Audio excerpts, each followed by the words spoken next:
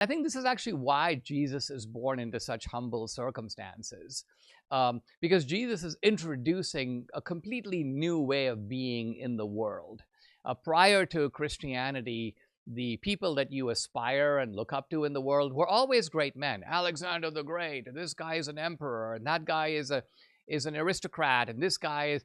Greatness was symbolized by people who were really at the top of society. If you think of a lot of the heroes, for example, of the Iliad and the Odyssey, people like Achilles and Agamemnon and Hector, all of them, without exception, are kings. They actually rule over kingdoms in ancient Greece.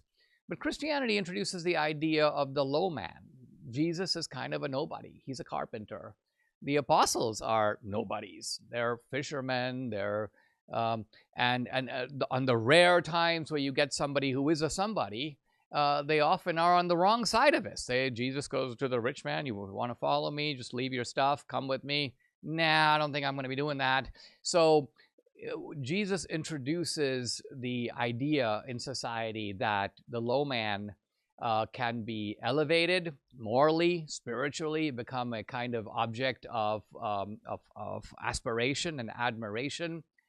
And this is the way that God redeems the world, not from the top. You may say God comes down from the top into the earth and becomes man. But this man is a very humble man. If you measure his life by itself before the resurrection, it's a man who seems to end in defeat. Jesus gets a big following, but the following melts away. Ultimately, his own friends, his main apostle, Peter, betrays him. And he ends up dead on a cross. And it looks like the Christian story is going to end in defeat. But of course, then comes the resurrection. Then comes the ultimate victory. So you've got this incredible narrative of God coming into the world. That's the symbolism of Christmas. Jesus living for 33 years in the world. And ultimately, he does the work. He's the one who triumphs over sin. And our redemption comes ultimately not from being sinless, not even aspiring to be sinless. We should aspire to be sinless, but we're not going to succeed in that aspiration. So our ultimate redemption comes from sort of clinging to the robe of Jesus and claiming his sacrifice as being sufficient for our redemption.